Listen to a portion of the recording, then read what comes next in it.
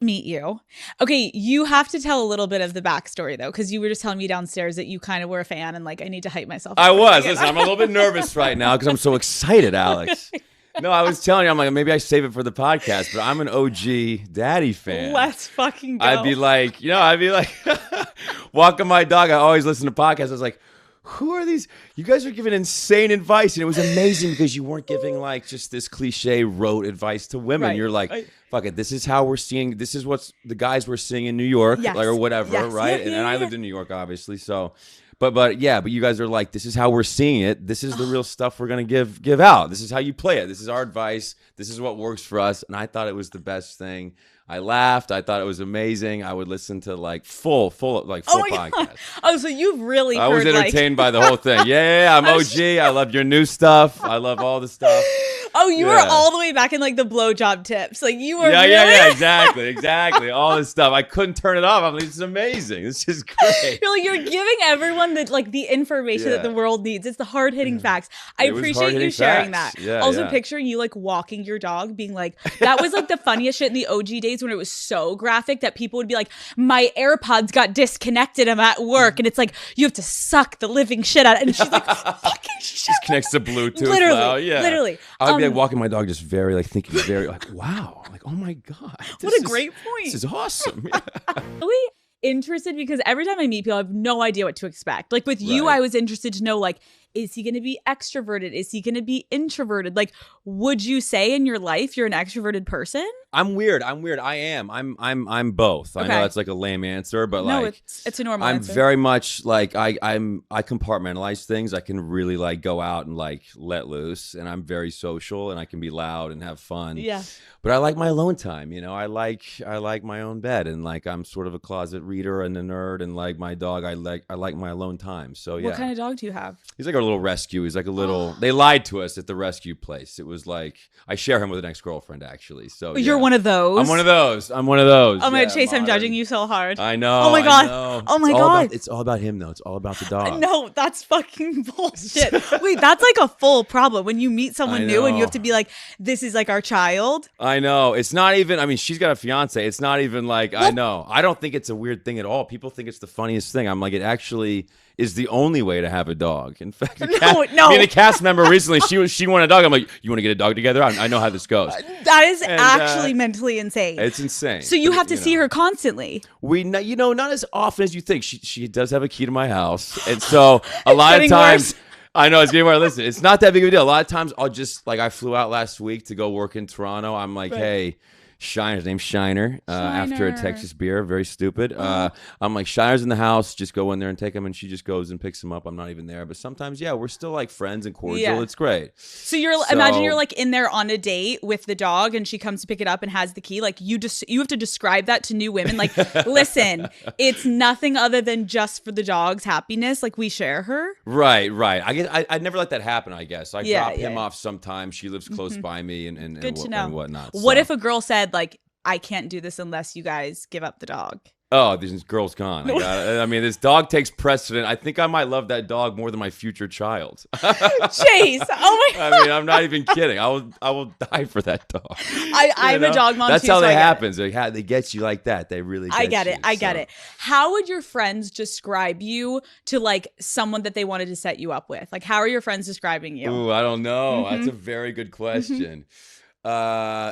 Outgoing, funny, hopefully. I'd like to think I can cook a little bit. But if they were being honest, I don't know. Maybe he's a bad texter. Maybe I'm not that. I'm being honest. I'm not that great. I think that's a good sign, though. I think if you treat a woman really well in person, and then sometimes you're not a bad texter, but you're open about it, right? Like. That's okay. Like Matt, my partner, is like my husband is like he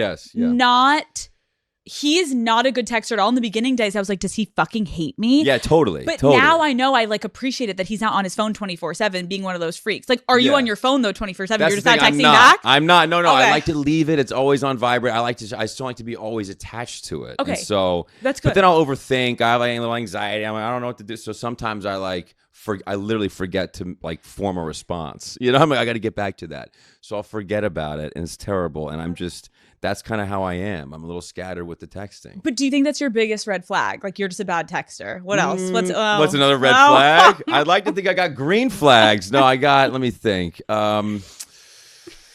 My exes, maybe in my 20s, might say I'm bad at communicating, so that kind of ties in. But I've learned. You've gotten better. Yeah, You've gotten better. Late 30s now. I've gotten better, so I'm more vulnerable. I'm good. Yeah.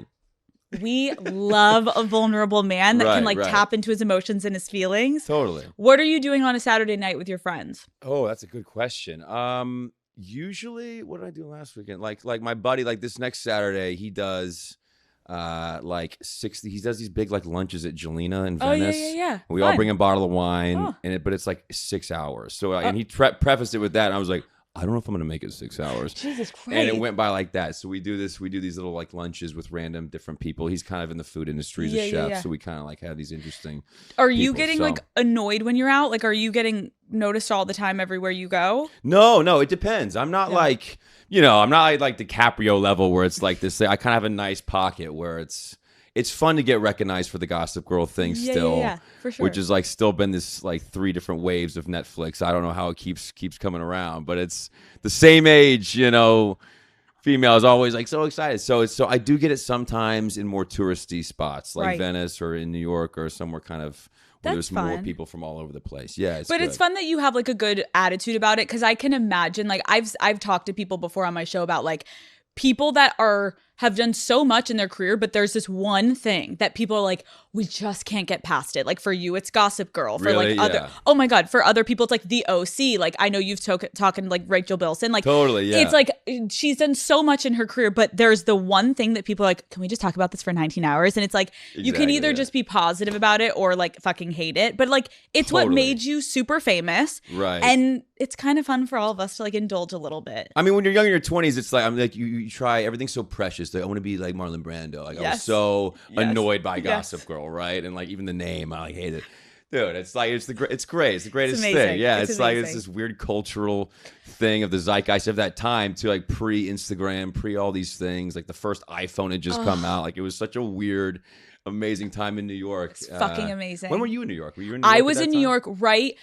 I'm a little younger, so I was New York for me was just as crazy, but I had my fucking iPhone and it wasn't as fun. I remember college more when I was watching Gossip Girl, and high school, I was obsessed with it because I grew up on the East Coast. I knew the nature of New York City. Totally. But I didn't come from a wealthy family. So I was with the fucking Humphreys. I would have been down in I mean, even the Humphreys are in this loft space. It's a $20 million. That's all BS. That's what it's I can't afford shit. No one. What the fuck? My first apartment in New York City was quite literally a shoebox. And I'm it's not looking so glamorous, but you still go out and you can still go to the similar places. That's what I love about New York. Is you can go to where DiCaprio is or whoever the fuck, and New York is cool like that, where LA is a little bit more snooty, where it's you can't get in here, where New York it's anyone can get in anywhere, and they'll treat me like it's kind of nice because everyone is way too cool for school in Los Angeles. They don't give a shit about anything at all. They won't even look at me at the thing. I'm okay, listen, I can't even get Lakers tickets to save my life. Everyone wants it, but the Knicks, they would always give me Knicks tickets, and Rangers, baby. So that's it. Fucking amazing. Shout out to them. We're gonna talk a little bit more obviously about Gossip Girl at some point, but I do want to talk to you about your childhood, because obviously you're this you became this heartthrob. Your life changed, I think around 22-ish was Gossip Girl. Yeah, 21, 22. You're right. Yeah. So before that, how would you describe your childhood? It was interesting. I was born in Lubbock, small town, Texas. Not much going on out there. I kind of woke up. I was in Oklahoma City. First memories, so random. Parents are from there. Dad's from there. My parents met there at a very small, religious college there. So Oklahoma City, and listen, my parents had me when they were 20 and 21. So that's, a very, very Southern thing. Yeah. I mean, they were still growing up as we were. I can't imagine having a 15-year-old right now. No. So, so they were young. My dad was in med school. What happened? We moved to Minnesota for 4 years for his med school, and then we moved back to Texas when I was 9 or 10 years old in Dallas. I'm from Dallas, so North Dallas, a little bit suburbia, a little bit out there in the sticks, but more suburbia. Were you raised religious? Yeah, basically. Same. Yeah. Were you? Oh my God, it was tough because obviously I can't imagine being from the South and being raised religious. Like I was raised Catholic every single Sunday going to church, and I was from Pennsylvania. So it wasn't like probably as intense maybe as like adding on the South. Right. But it was just confusing because I always felt more like pulled to the arts and like pulled to these things that just like weren't as traditional. Me too. Right? Yes. And so you just kind of feel like a fucking weirdo, and you feel like art naturally like pushes the boundaries on conversations. Right. And when you're raised religious, it's a little bit like, what are you doing here? Like you're like coloring outside the lines. And if you were raised in Los Angeles, it's like, go sweetie, you're doing great. So it's like, it's just a matter of where you were raised. Like, was it hard for you with like, when did you know you wanted to get into the arts? I was like an artistic kid, actually. I was always drawing and stuff. I never wanted to be an actor. I had no idea about acting or any of it. I know it's like that shitty story that's like no one wants to hear. I'd like that's good. That's good. Yeah. I was very naive about the acting thing. I just when there was like this secular world, right? That's like, you know, even I was sort of a bit policed on what music I was listening to and, you know, all these other things. It kind of makes you feel just claustrophobic in a way, right? I remember like always really wanting to just travel or just get out of the bubble and meet new people and go out and do that. But I was a pretty good drawer and like charcoal and like a little bit of painting when I was like, you know, like middle school. I started kind of, I was good for like a sixth grader. Okay. Like good for like a kid. Yeah. Good for like 100 kids in my grade. Okay. I was like the best artist out of like 100 kids in Dallas. Right.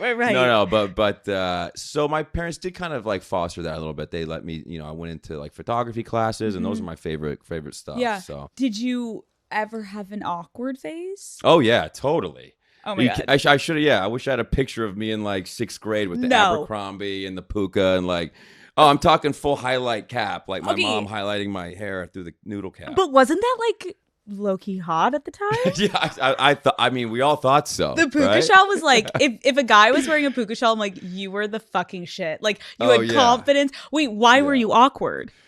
I just was awkward. I wasn't good at talking to girls. I had no idea. Like, you know, you think like 1 + 1 = 2 at that time. You like a girl, they're supposed to like you back. And when the first girl did not like me back at all, I was like, oh shit. Like I was like, okay. I guess I didn't even really come into my personality until like middle of high school, I would think. I think that's kind of normal though. I feel like boys either are just like so outgoing and loud and like kind of annoying as shit. Right. Or there's like the little artsy guys that like blossom eventually. Like I was a little bit more in that vein. Yeah. You know what I mean? What were your friends like? So I had some good friends. They were kind of geeky, you know, outdoorsy, you know, like go-karts and bikes and like just little like all, you know, outside doing, you know, sports is a big like, you know, Texas thing. So like it's gotten even worse. Like every weekend is like insane. Sports for kids, and it's just this whole. And you didn't play football? Thing. I did, but not like Friday Night Lights football. It wasn't like the Panthers. It wasn't like Riggins. Tim Riggins. I love Kitch. He's a buddy. But you know, I actually auditioned for that show and didn't get the quarterback, and I was devastated at the time.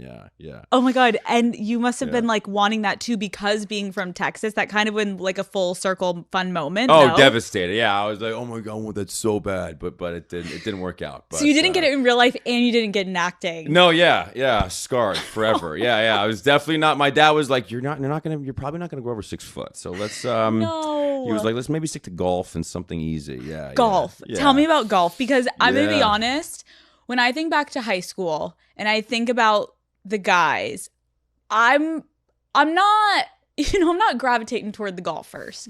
However, I feel like they figured. No, listen. Now in hindsight, if I have a son one day, I'm like, get your fucking ass into golf. Okay? Right. Those are the guys that like get the scholarships and are smart and have their life figured out and just like look put together. Where like the meatheads, like God bless them, but like where are they today? I know. You know? I mean, you can keep playing golf throughout your life, and I'm not even like. I feel like it seems like I play in these little charity things that they invite me to, and like, so I'm like, but I'm not that big of a golfer. I played growing up because I just wasn't going to be big enough for football. So that was sort of the impetus there. Can you imagine if you had gotten Friday Night Lights?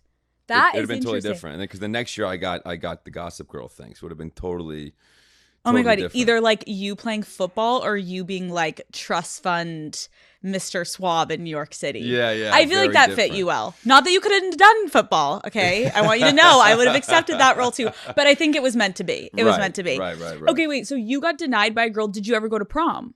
I did go to prom, yeah. How did you do a promposal? Come on. Oh, I actually ended up going. One of my best friends in high school was this girl, Alyssa Weldon. Love her. We called her Whoopi. So we used to like go to prom together just because I had a girlfriend from a different, that's right. I had a girlfriend from a different school. Oh. And there was like a thing where the girls didn't want you. It was just like, if you can't bring a girlfriend to school. So I want to bring my friend Whoopi, and we tore it up. Me and Whoopi tore it up. Yeah. Oh, good for you. So that was it. Do you remember the first time you drank? Yeah, I do actually. I do. Tell us the story. It was Come on. Back of a Honda Prius. No. Mike's Hard Lemonade. Or no. It was a grab bag of thing. It was Mike's Hard Lemonade and Smirnoff. No, let's say Smirnoff. Or like Zima or something like that. But it was Mike's Hard Lemonade and Smirnoff. I think I had one of each. Whoa. But it was one of those things where you don't know if you're drunk and you don't know how to act. So you act drunker than you are. I think I'm feeling great. Like you like try and like, dude, it's just water. We fucked with you. It's just water. But you're not even like fucking tipsy, but you're like, no, guys, things are really starting to feel different. And nothing is different. We're just driving and it's like moving a little bit. Okay, calm the fuck down. Exactly. Wow. Okay, so like you had like an okay experience, because I feel like to say that you had that for your first drink, like I was like going into my parents' liquor cabinet and like grabbing like a disgusting brandy and like holding my nose and like vomiting back into the bottle and just trying to get like a couple sips. You had a nice little Mike's Hard. No, I had a bad moment with vanilla. I think it was vanilla Coke or vanilla Sky. It was like something vanilla flavored. Ruined it forever. That'll do it. So that's your drink? That was my bad moment. It was like Coke and some vanilla. Like vanilla Coke, some mixed with vodka. Bad night. You can never now not drink that and think of that, right? No, it was great, because then I just kind of would like, I switched to beer. As one does in Texas, you switch to some beer. So Abercrombie and Fitch. What the fuck? What the fuck? You're like, I was so awkward. You were an Abercrombie and Fitch boy? No, I worked there. I worked behind the counter. I was like doing the numbers. You still had to be hot. You still had to be hot and cool. Like you still had to have a thing going. I lied about my age too, because I thought it was like cool to be picked. Like, would you work here? And I was like, yeah, maybe. Like, yeah, give me an application. And I was like, lied on the application. To all the Gen Z people that are listening that may have like no idea about the 2000s Abercrombie craze, can you just describe what it was like to work there? You have no idea. First of all, okay, you get to the mall, you walk in, you can smell that store from any entrance point in the mall, right? Woods cologne. I can smell it and I can taste it right now thinking about it. The Woods. It's kind of disgusting. They probably still have it. God. Yep. And then, as I'm getting closer, I can hear the same fucking mix that they've been playing on repeat for 48 hours. I can like know this song, and now I probably love every song on there. But like, it's the same thing. You get in there, there's like greeters standing there, sometimes shirtless. Back in the day, I mean, you were never one of those. I was never one of those. They tried to actually. I had enough, at least self dignity, respect back. And they were like, I'm a math guy. Like, put me behind the register. Okay. So, and the time went by way faster.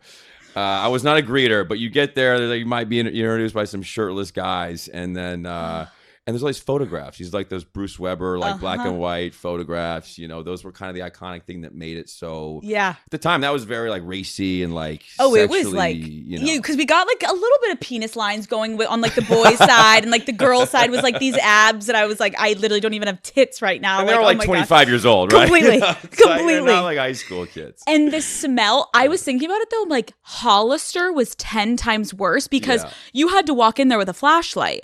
They turned all the lights off, and it was like a madhouse, like and you're literally like grabbing clothes and you're just checking out. It was awful. Yeah, it was awful. Terrible. Yeah, I worked at both. I worked at Hollister too for a summer. It was terrible. It was awful. It was awful. Chase, you are like that guy, the guy that just like worked at Abercrombie and Hollister. Yeah, I know. I kind of love it though. Yeah, it was cool back then. It's embarrassing. It was cool. Yeah, it was cool. It's not embarrassing. It's cool. It's cool. Because back in the day, like I feel like half the time I would walk in that store, and that was like maybe my sexual awakening, being like, whoa, like these boys are like so gorgeous. Again, like you said, 25-year-old men. And I think it was like a whole experience that back in the day, like that was the coolest thing going. Now we don't even have malls anymore. No, there's no malls. The Bev Center is great. It's empty. It's like kind of nice. You can walk my dog. It's kind of nice in there. It is a ghost town. So we're talking about Gossip Girl again. Okay. The audition process.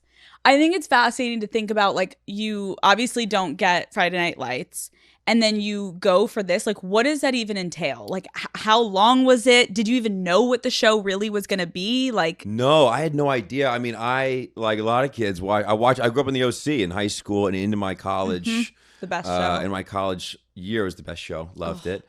But it was weird. I went in there. It was like a process of like a six hoops to jump through. It was actually kind of a wild process, but I knew that Josh and Stephanie did the OC. They're phenomenal, and I knew it had this potential to be cool. And I'm like, they're definitely going to change the name. That name's never going to stick, you know. It's based on these books, whatever. But I went in, and then right away, if I remember correctly, I wore like my most New Yorky jacket possible, like my preppiest, you know, whatever. I'm obsessed. And but at the same time, I was a little bit like, again, I'm like younger. I was a little like eye roll, like this is kind of not beneath me, but I wanted Friday Night Lights. Yeah. Right. Yeah. So I'm like, I kind of went in there with like a very kind of blasé, like whatever, which probably worked in my favor, as those things kind of do. But they wanted to do like a test, you know, thing right away, which I thought great. There's gonna be like one more audition or whatever. But then it was like back with producers, and then like producers and director, and then it was like it's different. It's all different now. Now it's all self tapes, and you just kind of put yourself out there, right? You know, but back then it was like. It was CW, so it was CBS and Warner Brothers. So you had to go to like the top of like the Warner Brothers building. And I remember one of the final, maybe fourth or fifth times, I like walk in this big, like 40-row conference room, you know. And I think I tested with a few actresses, a few girls for like Blair or whatever. And I remember thinking like, I'm like, God, that's a really great part. Like she's got some great chunks of dialogue. It's like funny.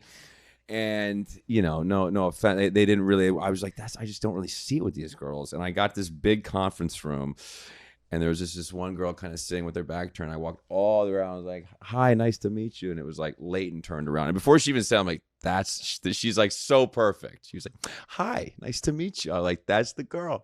So we both were like super nervous, and we had to like go in and test.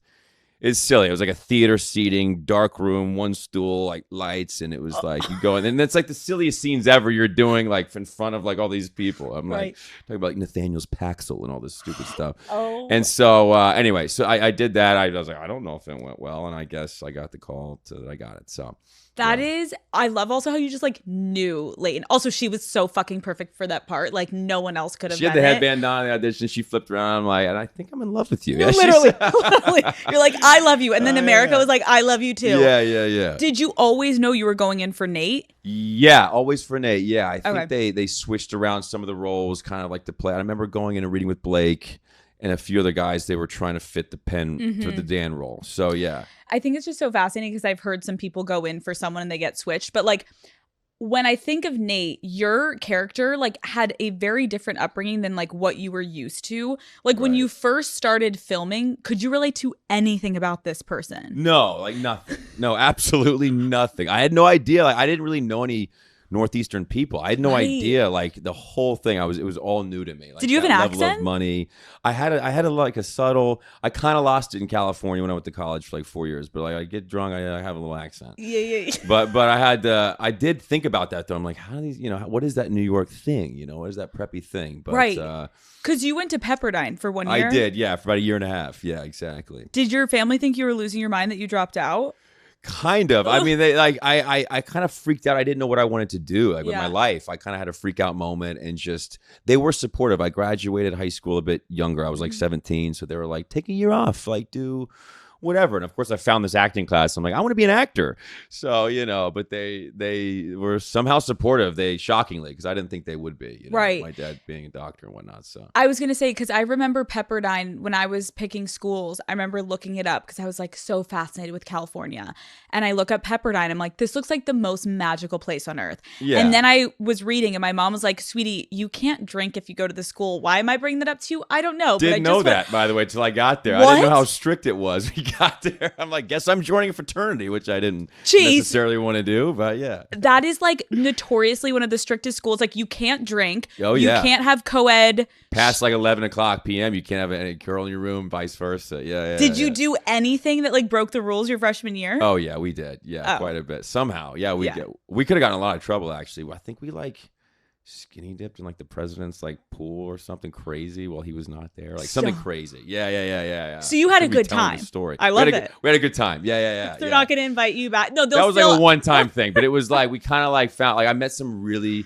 Actually, 3 of my best friends, they ended up all being from Texas, and they were like from Austin, and one was from like Amarillo, Texas, and somehow we became like instant good friends. Yeah. So it's so fascinating to think about you in college doing 1 year and then dropping out and going to Gossip Girl. Do you think that like anyone in your hometown was surprised to see that success, or was everyone like, oh, guaranteed? It's Chace? They were everyone was probably super left field surprised. Really? Yeah. They had no clue you'd be doing that. No, I never wanted to be an actor, and I also wasn't that guy. I wasn't like Johnny, like, you know, heartthrob on the TV show. I just wasn't. You know? I mean, I was a late bloomer. By the time I was 21, I kind of started to come more into my own, right? Have real confidence. Did you have like random people reach out? I feel like all those people start kind of like crawling. It does happen. Yeah. I mean, like you probably speak that. Like, yeah, it's weird. Like certain things happen. People act weird around that kind of stuff. You're like, wait a second. We did go to high school together and you never talked to me. Why are you texting me? Yeah. How do you actually have my number? Yeah, there was that a little bit actually. Isn't that weird? Yeah, it was weird. Yeah.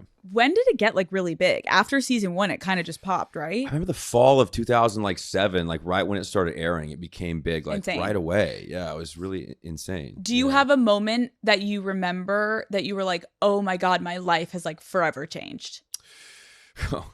I don't really. I guess there wasn't that one moment. There was me and Ed Westwick, who played Chuck on the show. Yes. You know, he was like an 18-year-old kid from like outside of London. He thought he was like Pete Doherty, right? Love, obsessed. And I'm from Texas. Like I was just in college. Like I didn't know how expensive New York is. It was insane. I'm like, my dad had to like give us the like security deposit and first month's and last month's rent until we got our first paycheck. It was like hilarious. So I'm like, Ed, you want to like room together? And like, this is crazy. Like this rent. I'm looking at this. He's like, oh yeah, sure, man. You know, he had no idea. And like first summer we like moving in July. I had like probably just turned 21 or 22, and we were like at the summer series in Central Park. I don't know if you remember any of that, but they had like big concerts out there, and it was like the Black Keys, Arctic Monkeys. I might be dating myself, but it was awesome. It's awesome. Sun's out, beers, and the show hadn't even come out. We'd shot the pilot, but we just moved there, and we were having a blast. Just him and I, just exploring the city.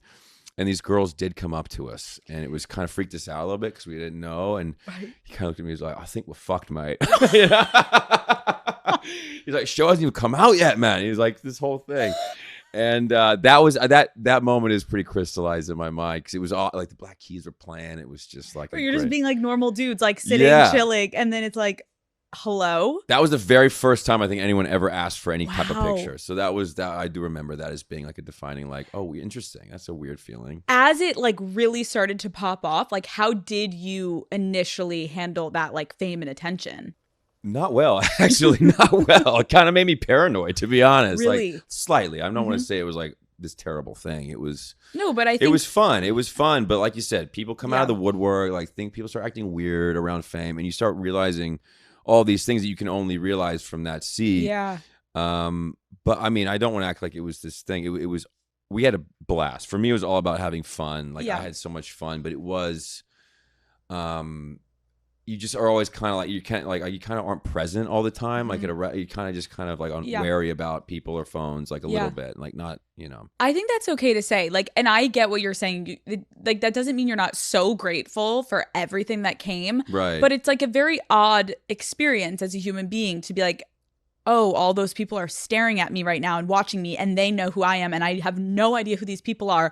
They think they know you, right? Yes. Like, and you're like, I'm not Nate Archibald. As much as you want me to be, I am not. My name's Chace. I'm from Texas. Yeah. And New York's interesting because it's like you get all this influx of people and tourists, and you're not only you're that character in that city. So it's like Mickey Mouse in Disneyland. They all want to see, like, take a photo with like Mickey. So you feel like they just come up and hug you, and it's like you're in this costume. Wait, it's just that's kind of so funny. Weird. Can we talk about that for a minute? Because I didn't even think about that.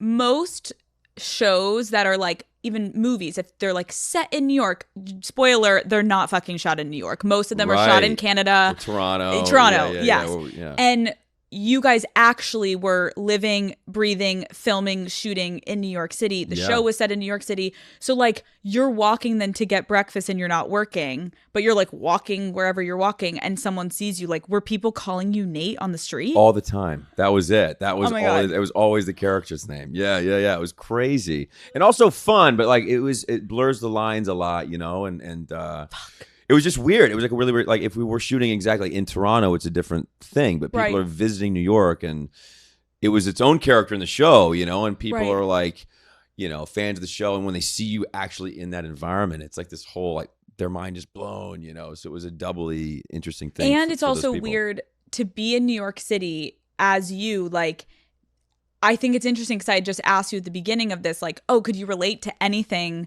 You're from Texas, this character, and you're like, no. And then all of a sudden you went from not being able to relate to anything about this character to like, you almost were becoming a part of this character. It was getting meta. Yeah, it was weird like that. Yeah. You're like, I live in New York City. I am getting paparazzi'd. People want to know who I'm dating. And so I started off being like, I can't relate to this fucking kid at all. And now it's like. Yeah. And I think it was like Perez Hilton or whatever the Gossip Girly thing was at that time was really, I always thought it was like funny stuff, but it was the same thing happening, you know what I mean? And I thought I wouldn't even like New York. I visited in like high school, and of course we went to all the touristy awful spots. Awful. And I was there for a month. I'm like, oh God, I love this fucking place. love it. I fucking love this place. But that's the thing about New York. Don't you feel like when you visit New York, it's so overwhelming. You get sent to the touristy spots where you're like, Times Square, and it's like all the places that if you live there you would never go. Then when you live there you like find the pockets and you're like, this is the best place. This is the best place ever. Yeah, we kind of had the keys to the city, and it's like your 20s in New York, as you know, like, it's just there's nothing better. So it was like it was so great. So you're friends with Ed. You guys live together. Like, I'm obsessed that you guys were roommates. I didn't know that until I was like doing research for this, where I'm like, I didn't know you guys fucking live together. That's epic. What was Ed's best and worst quality as a roommate? Oh God. What was Ed's best and worst quality as a roommate? Oh God. He had a lot of bad ones, let me tell you that much. We lived in this little apartment. I think it was like they call it like a junior one, where there was like a real bedroom, right? And then there was like an office you could put in a closed wall. And I was like, we'll just switch, like, and I'll pay a little bit more. Of course, we never switched, and I'm glad we did, because Ed's room was like, you know, it was like a lunch pail with like overflowing cigarettes and like. I mean, you thought like the Joker lived there. It was insane. I'm not even kidding. I shouldn't be calling him out like this, but I love him to death. I love it. But he's 19. I'm 21. Like, you know, and he was just messy. I'm a little OCD. I mean, I'm not OCD, but I'm like a little bit on that side of like, I need things put in the right places and stuff. So. Oh, so he's literally like an ashtray walking around. You're like, clean up. Just like shoving the stuff in his room and shoving the door. And like, and then it was like, and he's, you know, at the time, like ripping cigs. I was like, stop that, you know? So that was probably, I didn't like the cigs, but we had an absolute blast in that place. We had like a roof deck. Yeah. We have to go down the elevator and to the thing, but no one was ever up there on like 26th and 10th or 11th. And 26th and 10th. What is that? Like, it was just like it's not Midtown. Built Chelsea, I guess, technically. Chelsea. Yeah. But it was kind of close to the water. Had like this amazing view on this roof deck, and we just called it Roof Deck. And he would like invite a bunch of people. We bring a Bose speaker and some like, you know, big bottle of vodka, whatever, and just like have like a party up there all the time. Okay. First of all, to think about the two of you throwing a party on your roof deck. Yeah. What was the difference between Chace and Ed's parties versus Nate and Chuck's parties? Not much, except the money involved. We didn't put much money behind ours. You know, we weren't making quite that. You know, I ended up being like the president of the world at the end of the show, but it was ridiculous. And he was owning hotel chains. But his was very much skewed more like British underground rock scene, you know. And I had like the beers going, but they did turn out to be pretty like fun, kind of well-known parties. Like people would like show up from all over the place and like all over the city. I mean, is it true that you lived in the same building as the Chainsmokers? Oh, it's a great story. Yeah. No, next door actually, Jessica Zorro. I love to death. She's getting married in August, and I can't wait to see her. She played Vanessa on the show, and we'd all hang out. And then she'd be like, guys, and she lived in 555. We were like 535. So she was literally, we were next door. And she'd always be like, my roommate, this guy down the hall, Alex, plays. What is this accent you're doing? So I'm trying to do a Wisconsin accent. It's terrible. It's terrible. It's Wait, really is she bad. the one you have the dog with? She's from Wisconsin. No. Oh my God, I was like, this is too full circle. No, we've all been like great friends. This is your Wisconsin? Do that again. No, she's like from Wisconsin. It's terrible. I can't do it. Wisconsin. Do it. She's like, guys, Alex, my friend Alex is playing. Oh my God. He's like a DJ, and then it's terrible. She's literally gonna call you and be like, why did you act like I speak like that on that show? I love her to death. She's the best. But she'd be like, yo, and it was like 3 a.m. I mean, New York goes very late. Yes. So we'd be out, and she'd be like, come back over. Like, we're going to go to Alex's house. Our apartment. It's not a house. Like a little tiny apartment. Yeah. And it was Alex from Chainsmokers, and he just liked playing. He's the him. best. I still see him out and about, and we would just sit there and rip and just chop it up talking, and he's like DJing, playing music, and yeah. What a small world. That's crazy to think that you guys as young guys, and because they weren't even formed yet, were they? No, they weren't. Because he hadn't met Drew yet. Exactly. He hadn't met Drew yet. That's right. So I think there was someone else involved, but he hadn't met Drew, and our mutual friend with Jessica was this guy, Will Malnati. He's still my best friend. I met him through her, but he worked in nightclubs kind of, or hospitality. Right. And so Alex was like, hey, can you get me into these places? And he did. Will hooked him up and got him into these these nightclubs to DJ and stuff like that. So they're the best. Yeah. They're so fun. They're I had them on, and I was like, that's right. You did have them on. Yeah. Yes. I won't ask if you and Ed have had a threesome together, but I did ask them that. What'd they say? What was their answer? Absolutely. Of course they did. They literally go, which one? And I was like, what? And they're like, which time? And I was like, I don't know. Tell me about them all. Yeah. Alex at the time was like, stop, Drew. And Drew was like, okay. So the first time, I'm like, oh my God. Okay, this is quite fun. Yeah. Who would you guys invite to these parties? Because at the time, were you hanging out with industry people? Were you meeting chicks at NYU? Sometimes, yeah. So I don't know exactly who would we bring up there. We'd bring good friends, but then sometimes they'd get really out of hand, and it'd be it'd be insane. I remember one time this is very a early 2000s story. Share with the class. But we would have, it got a lot of hand, but the doorman loved us, and they would kind of let us do anything. They would just say do this or that, don't do that. And so I think the doorman called me. He's like, yo, you got to come down. There's some commotion going on down here. And I'm like, what's going on? And I go down the elevator, and you could see all the way down, and there was just floor to ceiling windows at the front of the building. Right. And I look, and it was Lindsay Lohan and Sam Ronson. They were dating at the time. It's very 2000. We're walking down, and there was just a wall of photographers in the window. I was like, whoa. You're like, no.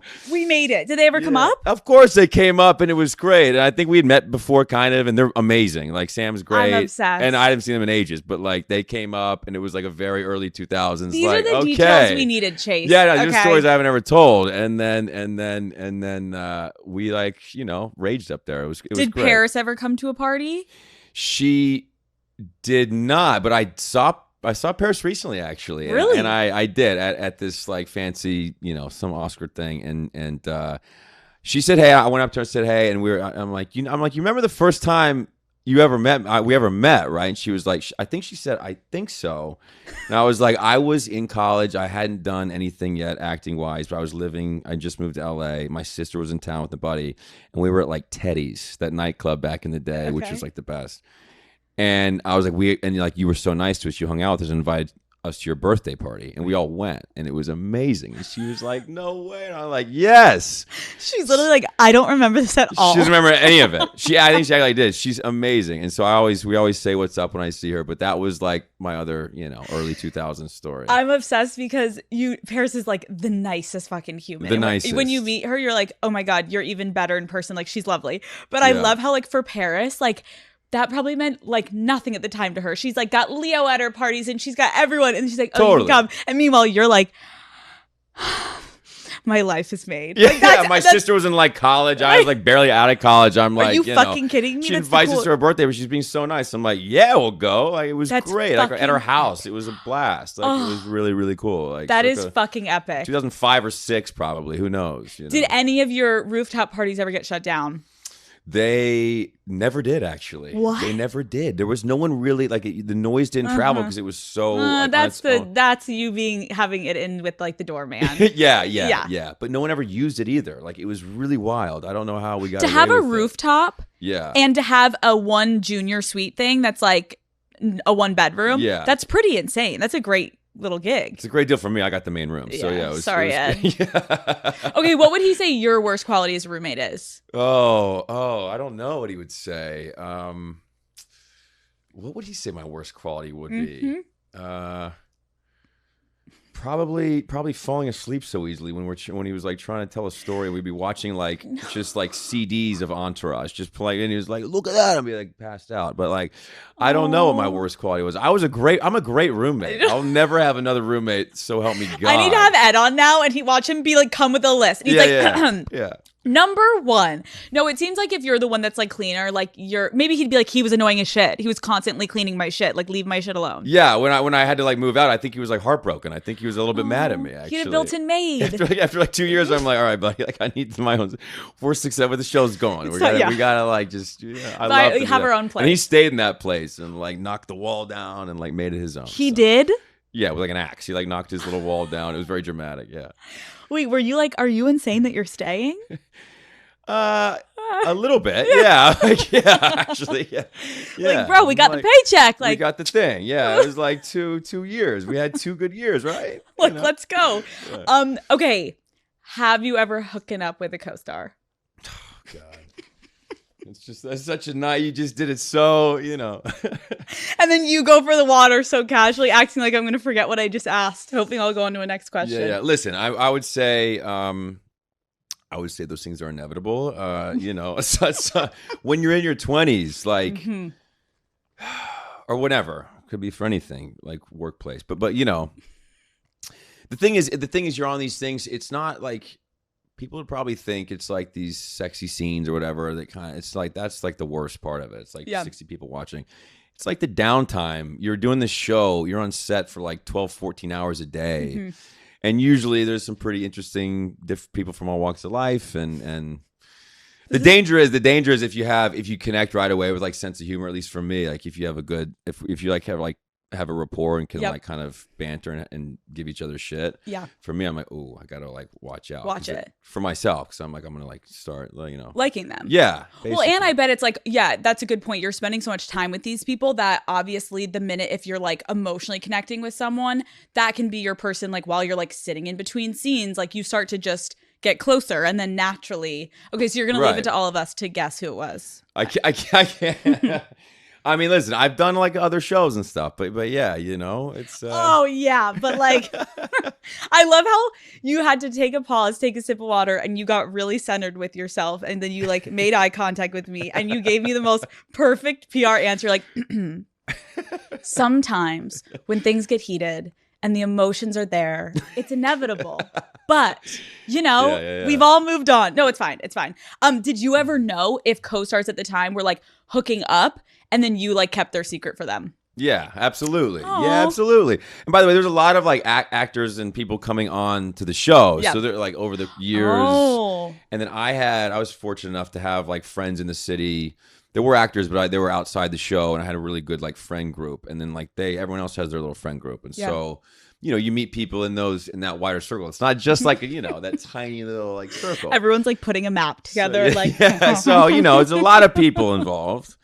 But again, it was like our college experience. Yeah, exactly. So 1 year at Pepperdine, 3 years at Gossip Girl University.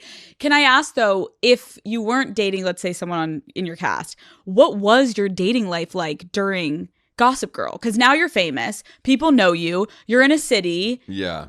What was it like? It was.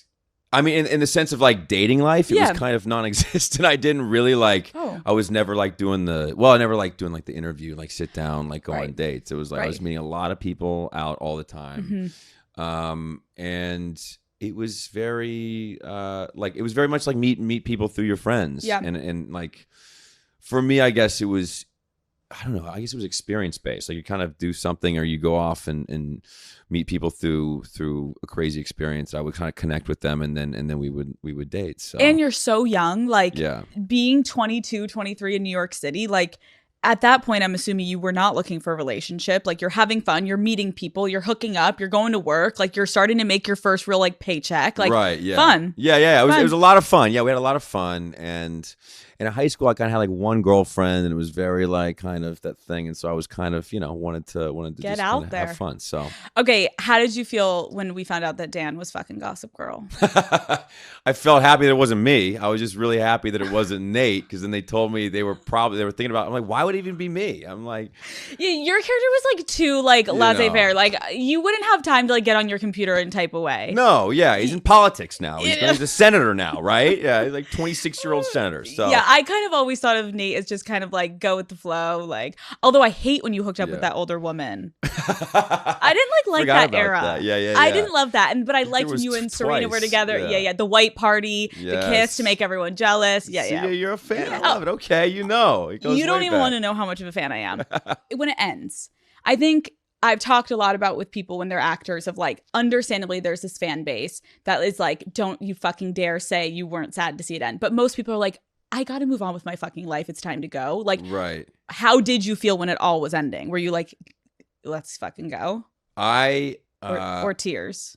I went through like a major depression. I feel like looking back, not really, but I wasn't like prepared for it to end. I guess I thought I was, but it was more like New York. It's your family. It's like you wake up and even the drivers like you know what I mean? It's like the hair and makeup girls, like they're awesome. And that's your whole day. That's like your whole identity. Like, it's like I was ready for it to be done, but I mean, me and Ed would talk about it all the time. It's like, it's the greatest job we'll ever have. Because it was easy. It was an easy thing. And it was fun.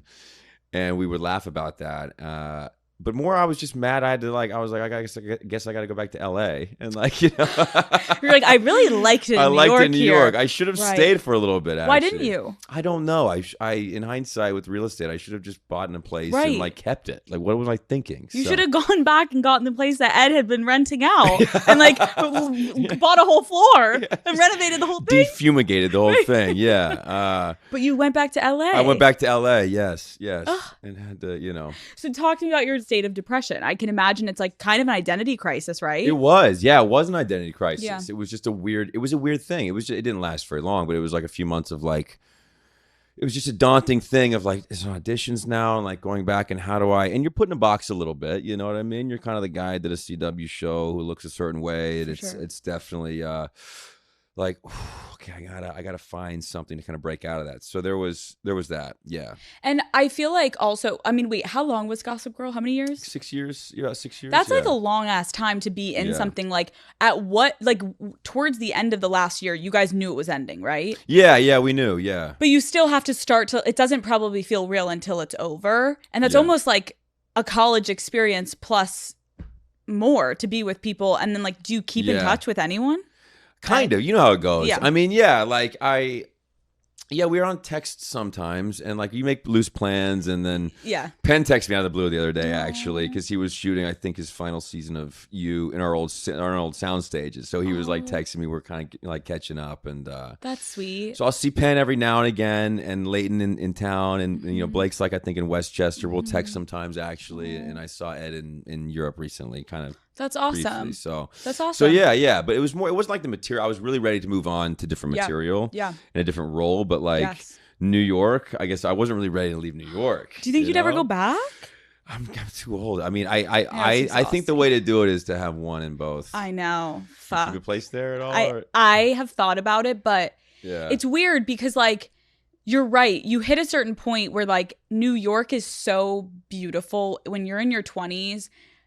And it's even when I look back, like I had this shitty ass apartment where there were like fucking rats, and I had I had the Ed room where like my two roommates got to have like the normal rooms, and then there was like a built wall for me, and I'm like just putting a mattress in, I could barely fit, and it was some of the best years of my life. Totally. But now when I think about going back to New York, like I like a backyard and like being relaxed and like not having to like walk outside and get like hit in the head and like pushed to the ground and like screaming people. I'm like, I like to go for a trip and then get the fuck out. Totally. Yes. You know? And the winters are kind of brutal, right? I like my car. I like my dog to go to the grocery store with my dog and like cook and have space. And the dog. Spoiled with the sun now too. The ex-girlfriend with the dog. Still not over that. Let's talk about your love life. Yeah. Are you in a relationship? Let's talk about your love life.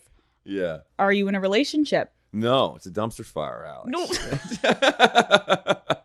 It's all dumpster fire. What's going on? What is your type? 2024. No. It's just times are tough out there. It is fucking tough. It is tough. Yeah. Okay, what's going on? You're very single? Are you going on any dates? What are we doing? I joined Raya like a week ago. How's it going? Terribly. It's really teasing. No, it's scary. I only say that because you're like, am I gonna get kicked off? I actually enjoy it. Oh really? Like you kicked me off? No, I actually enjoy it because like everyone told me not to do it, and so I think I had a few drinks, and like one night I was like, I'm doing it, and I just did it. I'm like, this is great. I haven't been on one date. No, don't get me wrong. I'm like haven't engaged at all. I'm a total I'm creeper face. Right. Like figuring this thing out. Like, what is this thing? It's intimidating. Have you done it? Any of the apps? Oh my god, yes. Yeah, right. I was on Raya. But the problem for like a lot of, I feel like the women is like the guys are very, I don't know, like a lot of them are DJs. Okay. Yeah. And I'm not looking for like, I wasn't looking for a spin the beats guy. Right. A lot of them like lived in Australia, or it would be like UK.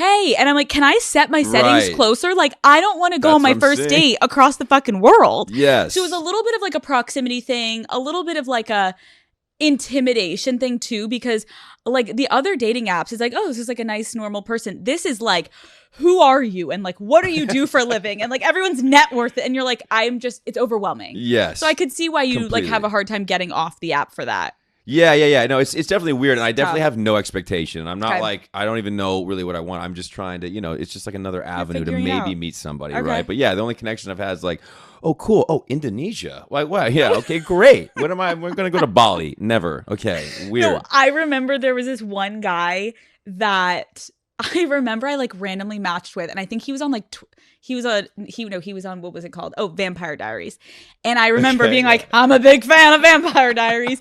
And so I'm like, oh, and it's like, he's shooting in Toronto. And I was like, well, I live in New York City. And like, but you're still like, am I getting on a plane to see this man? Yes, no. Yes, no. You're like, yeah, no. Maybe, but yeah, barrier to entry. I'm like, you ever in New York? He's like, you ever in Toronto? I'm like, no, unmatched. Bye. But I'll watch next season. Yeah, great talking to you. It sucks. It sucks. You're going to figure it out. I know you're going to figure it out. Yeah. Do you consider yourself a romantic? I do a little bit. Yeah. Okay. Yeah. I mean, what would you consider romantic? I think someone that like, when you're in a relationship, you're like very, like you like to set it up for this like very romantic setting of like, you're not just like walking through the process. It's like candles and roses, and you want to like make time together, and you're very like, I don't know, sweet and cute. And I think just say yes. So anyone watching I'm not I like to cook, so I do like to cook for that's romantic for girls. I like to, and I'm a homebody, so I like to when I'm in it, I really do like to focus and like do the thing and like be very thoughtful. I feel like I'm a thoughtful person, so yeah. How are your first dates? Are you good at first dates? Bad at first dates? I feel like I'm okay. I mean, everyone, they're awful though, right? But it's like you have generally met people through friends of friends or through kind of indirect ways. Yep. So the first dates are always like interview process, campaigning. You know what I mean? So, but when you know, kind of like right away, I can still get through a first date. That's like you don't, it's like, okay, we're gonna be friends maybe. But that's a good point. I feel like first dates, you know that you like the person if it feels less like an interview, and you're like, oh, we're making like headway. Like no first date is going to be like, this is like the fucking best thing ever. Like I would hope there's room to grow and get better. But some first dates you're like 10 minutes in and I'm like, I gotta fucking go. Yeah. And then it becomes, I've definitely been awkward on first dates. Do you just say the whole time? Yeah, you can't. What are you gonna do? Ghost out the back and like, oh, I left my keys, and then kind of like, no, that would be fucked. And then someone would like write online about you being like, he's the biggest fucking douche. Like, what the fuck? If people do that though, I've had friend buddies that like girls just have done that. Yeah. Well, because a part of it is like you could be respectful and be like, I know this is not right. Let's just like not waste each other's time. But some people would be like, you fucking piece of shit. Yeah. Fuck you. And then you're like, I don't want to be a dick. Yeah. Have you been in love before? Absolutely. Yeah. Oh, how many times? That's a good question. Probably at least two. At least two. Because have you had those where you're like, was that love, or it was love in the moment, but now that I've grown up, maybe you like redefine it a little bit? Right. One was pretty instantaneous, and then another one was over time. So I've kind of experienced both, and I don't really subscribe to the idea that there's like one soulmate for you. I think there's a handful, maybe, however you want to. But it's definitely once in a blue moon that you meet. Very rarely you're going to meet someone that you really connect with, and what you do with that, you know, is a timing thing, and then maybe, you know, it can work out or it doesn't. But we all have those things that might not have closure, you know what I mean? And that's okay. You don't have to have like closure, but there's those open-ended things you're thinking like, maybe if I'd been more evolved, or like I'd been like 5 years older or in a different place in my life. There's a few times where I definitely not regret, but I'm like, oh, I wish I'd been in a different place in my life. That is interesting, where you like, oh, that's such a good point, where you like look back at it and you recognize who you were compared to who you are in the reflection stage, where you're like, oh my God, imagine how different I would have been even if I was me in that relationship now. Right. We probably would have been fucking prospering and happy. Amazing. And all, yeah, I could have had it all. Right? Yeah. It's like Peaky Blinders. No. But yeah, I've like been, and I'm like, God, I was such a head case back then. Why couldn't I have like just like not been an asshole? You know, like, when I was dealing with my own stuff. Like I was just, you know, whatever you want to call it, mental health stuff. It was just like I was in a bad place and not dealing with it. Yeah. You know what I mean? I was like just avoiding everything. And that's a really interesting topic, because that means you're growing, obviously. Right. But I think that when you have your own shit going on, there's no fucking way that you can be like 100% present for a partner. That's hard to do even when you're in a fucking healthy relationship. Of course. Exactly. Right? Like when I moved back from New York and I was in that kind of funk, I met a girl who was like incredible and went on to be very successful. But is that the one with the dog? No. I'm trying to figure out who the fuck is the one with the dog? It's a girl I worked with on a it was a bad TV show, but it was like in 2015 maybe or something like that. So we're still good friends. She's great. She's a very great Shout person. Out. Yeah. And but we both travel, so we both have to deal with the dog. I'm defending myself. No, it's okay. I'm just fascinated. Like, oh, how would that work? It works. No? It can work. I'm telling you. Oh, but man. So you kind of fell for a girl after that like weird moment, and then it just didn't work because you weren't in a good headspace. I just wasn't in a good space, and I just kind of let it slide. I let it kind of float away, and she was like would be in town and reaching out, and we kind of had it, you know, hooked out, had a thing in New York when we were both there, and then yeah, I think about some of those things. Like if I had just been in a different, you can't help that though. You get what you get, and it's a timing thing, and it's just life. But I do think about those, of course, kind of missed moments from time to time. But I think it also allows you like into going into this next chapter of like whoever you're gonna find, like that allows you then to like reflect and be like, I know I'm not gonna do that. I'm gonna be more present, and like whatever you know you fucked up on, then you take that and like move on. No, totally, yes. How long has been your like longest relationship? About 3-4 years, probably. Yeah. What are the top like 3 qualities right now that you would be saying you're like looking in for a partner? We can put this on your Raya profile too. Like just clip this and put this in your Raya. It's very sparse. My Raya profile. I think every photo is cut off. Like I'm like eyeball. No. Like I'm not screwing with it. I don't even care. Jeez. I'm like whatever. You know what I mean? Right. Just like picture of dog, half face. It's out there in the world. It is. No, it is. It's half my dog's face and half my face in one shot. Yeah. It's great.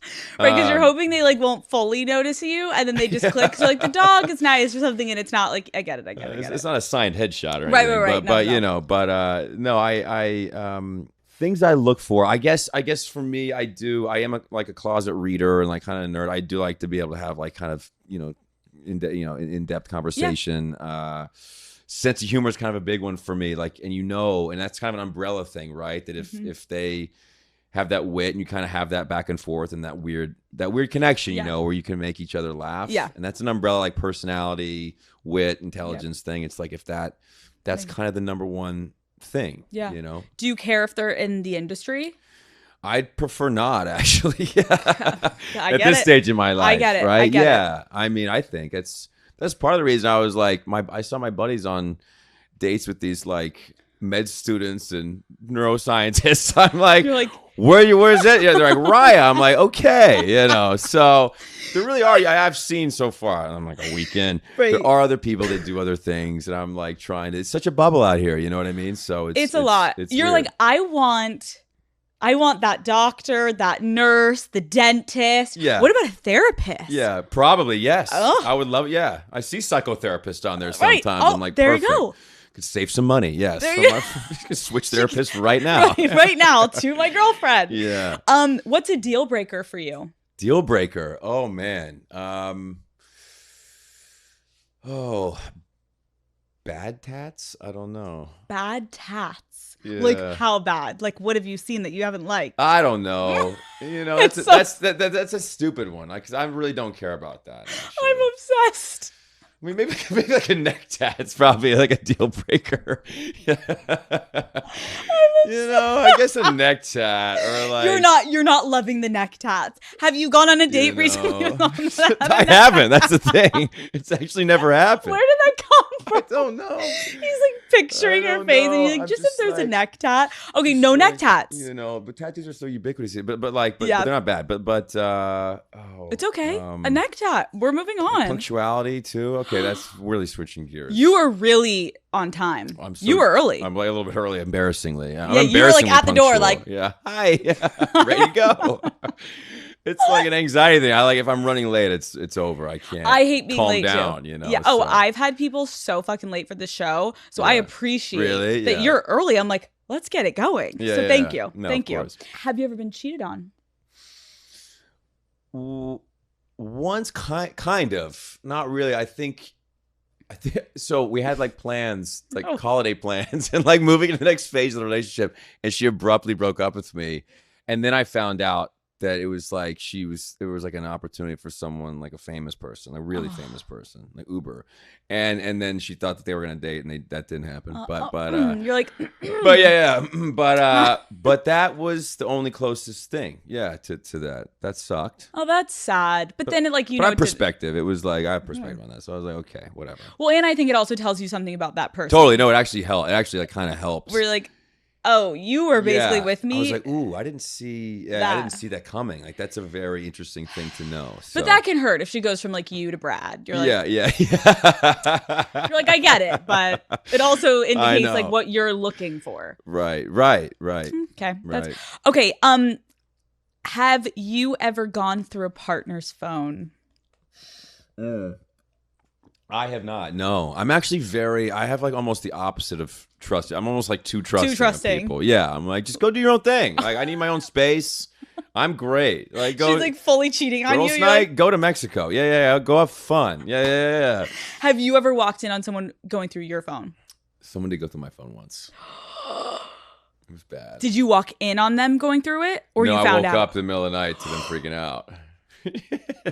No. Yeah. I mean, listen, if you're going to listen, okay. We love this on Color Daddy. If you're going to go through anybody's phone, you're going to find something that you don't like. Totally. Even like a text with their mother. Like. Yeah. You're going to find something you don't like. So, and I will say there was nothing bad. I wasn't cheating or anything. But it was not fun. And I was felt violated, but you can't it's like a weird thing. Oh my God. And in the middle of the night, that like the ambush of like, wake up. And you're like, yeah. It was so stressful. You're like, you piece of shit. Yeah. And then you're like, what's happening? And at first you're like, someone's coming into the room. There's someone in the house. Like, what's happening? And they're like, I had your phone. Oh, and I'm like, oh God. I'm like, what? And then the first thing I was like, wait, what are you talking about? Right. Like, what did you read? I really don't think I have anything weird in there, but yeah, it was a moment for sure. Yeah. Interesting. Did you stay with the person? Yeah. Oh. Yeah, we did. Yeah, we worked it out. Yeah. How long? How much longer did that last? Another year. Okay. And a half. Okay. Yeah. Wow. Another year and a half. Did you hear about that incident a lot? I didn't actually. I didn't. But I got dragged to couples therapy, so that was no, which I actually loved. I thought you did. I didn't like. I didn't love it, but I thought it was a good. It wasn't what I thought it was going to be. I think it's great. Very afraid of that. I've always been open to therapy. I do it now. Yeah. And I think it's like going to the gym, right? It's like you go to the gym for a certain thing. It's a very specific thing. People make it this like there's a stigma behind it. There's no stigma. No relationship is perfect, and I actually had a couples therapist on the other week, and she was just talking to me about like it's so weird that now we've like normalized therapy, but couples therapy, yeah, it's like what's wrong with you? And I'm like, who doesn't fight in a relationship? Who doesn't have problems? Who doesn't like no relationship is perfect. So it's almost like I commend the people that are honest about it. Like I had said, like I went to couples therapy, and it was like the best thing for my partner and I, where I was like, yes, I feel so much more aware of where he's coming from because you have a person in the room that like is so unbiased. Neutral moderator. And it's like this time you can air out those things safely. Yeah. And it's just about being a fucking adult. Like you learn how to be an adult, like at least for me in this relationship. And I was like, okay. And it was a very nice, and when you're doing it, it's like going to the dentist kind of, you don't want to do it, but it's, it's like you do it. And it was a really great thing. Yeah. So yeah. Okay, let's talk about your show. Obviously, we're talking about Gossip Girl. I apologize. But obviously, we just had to get through the OG shit. Right. Your show, I'm obsessed with the fact that you went from a man who was dressing like this like Upper East Sider, this like kid with a trust fund to a superhero. Yeah. Are you loving it? Like being in the one costume the whole time? Because I feel like a whole part of Gossip Girl was your outfits, obviously. Right, And now obviously I'm looking at you in the same outfit every scene. I'm like, this is kind of interesting. Obviously, if people haven't watched it, The Boys, this is season 4. Season 4 of The Boys, coming out. Tell me about it. It's great. It's the most fun I've ever had doing anything, really. I mean, not like, just like work-wise, like the character, it's a comedy. It's so much fun. Right. We're making fun of like the privileged, male asshole. You know what I mean? Like that guy. The costume's great because I never have any fittings. I don't have to come in and do extra fittings. So it's like nice. One little thing. Costume's a little bit of pain in the ass, but it's okay. But it's great. Yeah, the show's awesome. So what happened with the whole dick thing? Penis. What happened with the whole penis situation? I didn't even think about that until you started doing it. I'm like, I know exactly. I forgot about that. How do we? There's a story there. Tell everyone the story.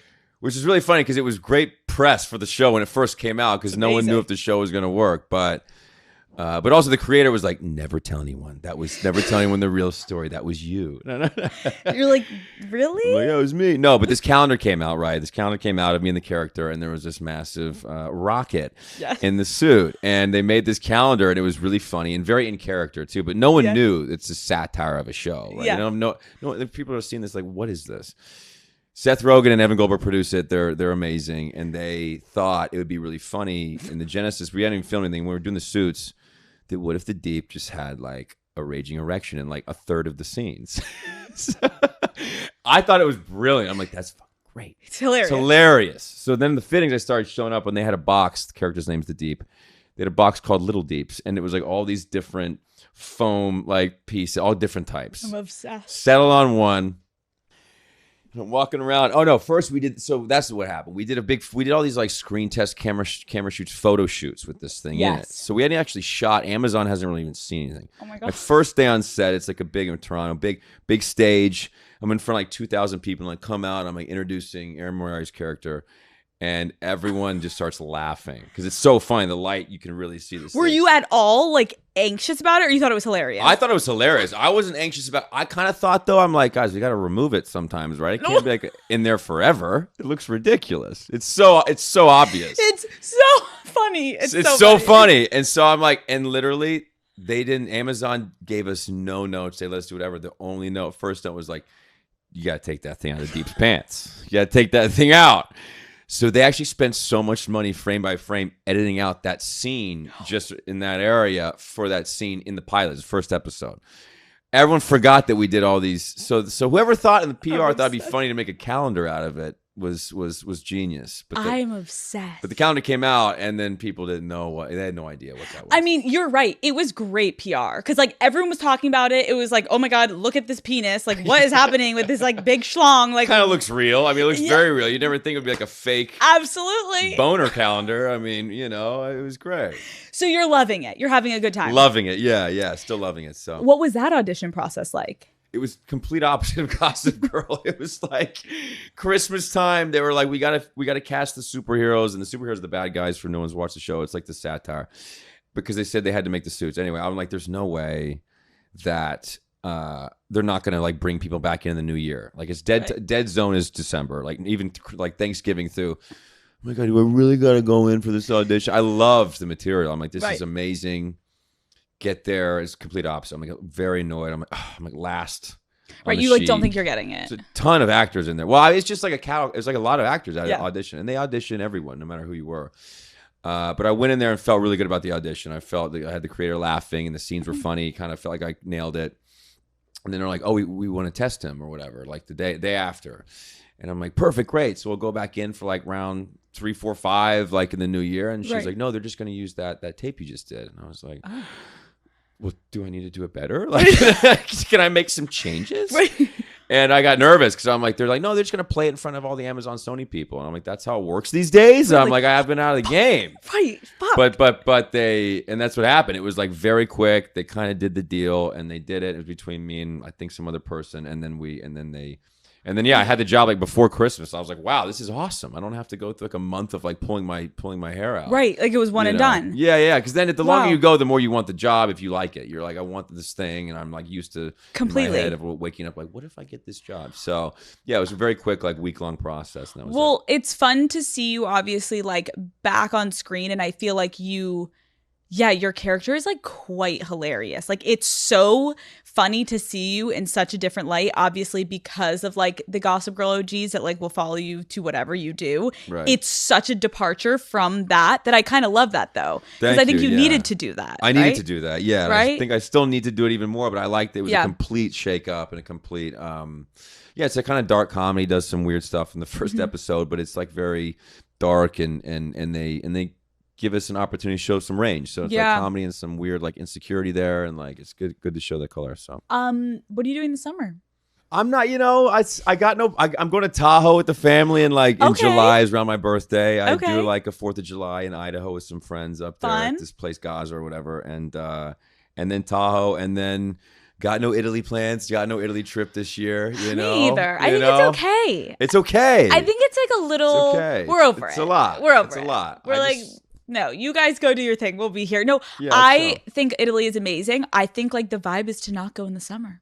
I think so too. I think so too. It's like earlier or like late season. Yeah. Yeah. And it's probably not as expensive, but there's also not as many people there. Like, right. We're convincing ourselves why it's good that we're not in like Capri. We're like, it's fine. We're going to Tahoe. Okay. Okay. So you're going on some trips. Wait, I didn't realize your sister's married to Tony Romo. She is. Yeah. That's kind of fun. Yeah. It's great. He's awesome. We grew up big Cowboys fans. So that was like a good. Oh my God. Did your parents fucking love that? Oh, they love it. Yeah. They love it. And so he's the one playing in the Tahoe golf tournament with some friends. Fun. And so it's this whole like it's like my dad, for him it's like better than Christmas. He loves that little Tahoe trip. So yeah. We go down there and hang out with the family. I am so happy that you came on. I think you're such a great cool guy. I really had no idea what to expect, if I'm honest. Like I was like, is he going to be a little stiff? Like is he gonna, because I've never really seen you do that many interviews. Right. You don't do much. I guess I don't. No, and not like in a cool, great format, conversational. You're the best. Yeah. No, this is great. I was really excited about this. Did you have fun? I had a it was blast. chill. I wish they were all like this, Alex. So thank you. You're awesome. Thank you. Thanks Thank you for on. coming on. This was